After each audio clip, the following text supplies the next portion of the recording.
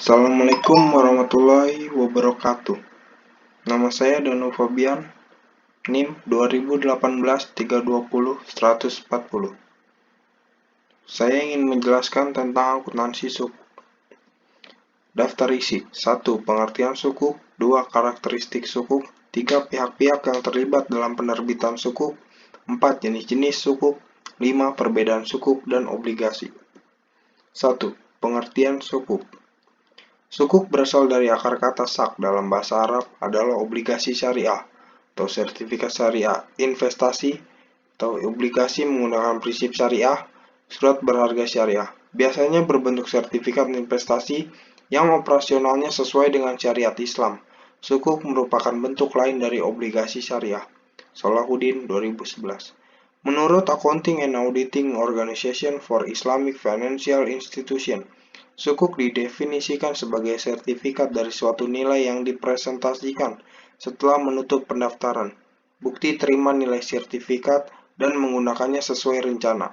Sama halnya dengan bagian dan kepemilikan atas aset yang jelas, barang atau jasa, atau modal dari suatu proyek tertentu, atau modal dari suatu aktivitas investasi tertentu. Sementara itu, menurut Fatwa Majelis Ulama Indonesia nomor 32/DSN strip MUI _1X9/2002. Sukuk adalah suatu surat berharga jangka panjang berdasarkan prinsip syariah yang dikeluarkan emiten kepada pemegang obligasi syariah. Sukuk mewajibkan emiten untuk membayar pendapatan kepada pemegang obligasi syariah berupa bagi hasil margin atau fee, serta membayar kembali dana obligasi pada saat jatuh tempo.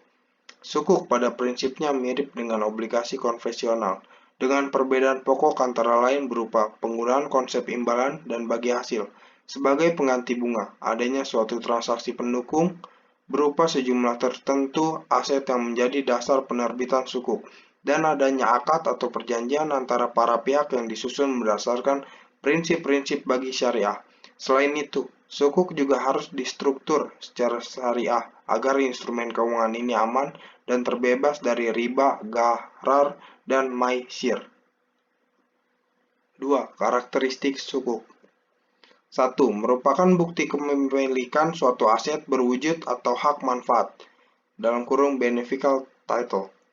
2. Pendapatan berupa imbalan (kupon, margin, dan bagi hasil sesuai jenis akad yang digunakan). 3. Terbebas dari riba, gharar, dan maisir. 4. Penerbitannya melalui special purpose vehicles. Yang kelima, memerlukan underlying aset. 6. Penggunaan proses harus sesuai prinsip syariah. 3. Pihak-pihak yang terlibat dalam penerbitan sukuk.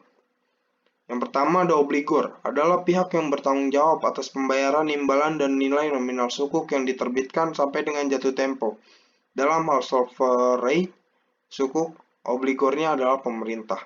Yang kedua ada investor, adalah pemegang sukuk yang memiliki hak atas imbalan, margin, dan nilai nominal sukuk sesuai partisipasi masing-masing. Yang ketiga ada special purpose vehicles atau SPV, adalah badan hukum yang didirikan khusus untuk penerbitan sukuk dengan fungsi 1. Sebagai penerbit sukuk. 2. Menjadi counterpart pemerintah dalam transaksi pengalihan aset. Yang ketiga, bertindak sebagai wali amanat trust untuk mewakili kepentingan investor. 4. Ada jenis-jenis sukuk. Sukuk yang dikenal secara internasional dan telah mendapatkan endorsement dari The Accounting and Auditing Organization for Islamic Financial Institution adalah: pertama, sukuk ijarah. Sukuk yang diterbitkan berdasarkan perjanjian atau akad ijarah, di mana satu pihak bertindak sendiri atau melalui wakilnya menyewakan hak manfaat atas suatu aset kepada pihak lain berdasarkan harga dan periode yang disepakati, tanpa diikuti perpindahan kepemilikan aset itu sendiri. Yang kedua ada sukuk mudharabah.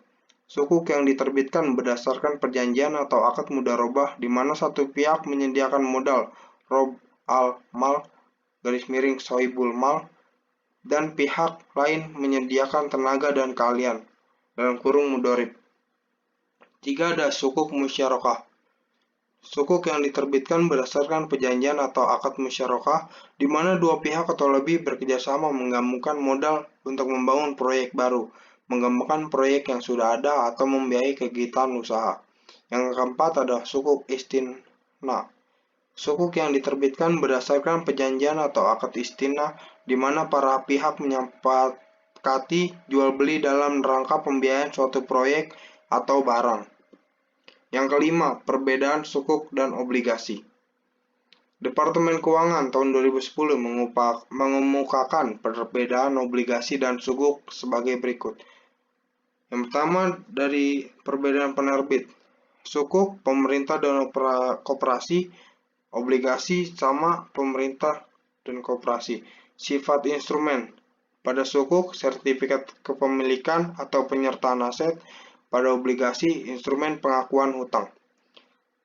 Pada penghasilan, pada sukuk imbalan bagi hasil margin, jika obligasi bunga atau kupon capital gain.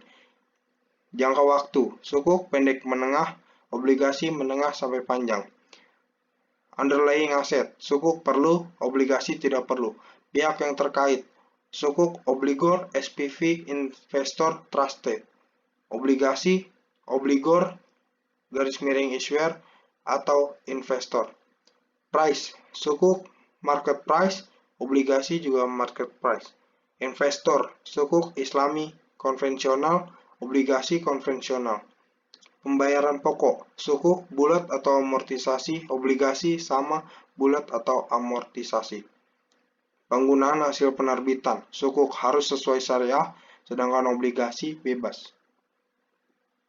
Pada prinsipnya, sukuk atau obligasi syariah adalah surat berharga sebagai instrumen investasi yang diterbitkan berdasarkan suatu transaksi atau akad syariah yang melandasinya, underlying transaction, yang dapat berupa ijarah, sewa, mudharabah, bagi sama dengan bagi hasil, musyarakah atau yang lain. Sukuk yang sekarang sudah banyak diterbitkan adalah berdasarkan akad sewa, sukuk al-ijarah, di mana hasil investasi berasal dan dikaitkan dengan arus pembayaran sewa aset tersebut. Meskipun demikian, sukuk dapat pula diterbitkan berdasarkan akad syariah yang lain. Simpulan, secara internasional, sukuk berkembang cukup pesat sejalan dengan perkembangan institusi keuangan syariah dan tingginya demand atas instrumen keuangan syariah. Hal ini terbukti dengan luasnya basis investor yang tidak hanya berbasis syariah, tapi juga dari investor berbasis konvensional. Juga tingginya minat negara-negara dengan penduduk minoritas muslim untuk mengadopsi konsep keuangan syariah. Di Indonesia, perangkat peraturan dan perundangan sudah cukup lengkap untuk mendukung perkembangan sukuk, baik sisi syariah maupun negara.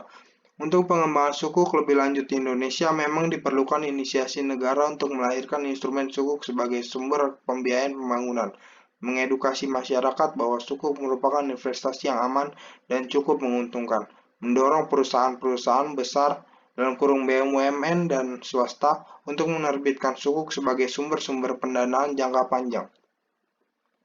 Harapannya, sukuk akan lebih dominan dalam pembiayaan negara dibandingkan dengan pinjaman luar negeri, karena bagaimanapun sukuk dipastikan mempunyai risiko yang lebih rendah dibandingkan pinjaman luar negeri dipandang dari berbagai aspek seperti tingkat biaya dan kedaulatan ekonomi negara. Cukup sekian presentasi dari saya. Terima kasih. Wassalamualaikum warahmatullahi wabarakatuh.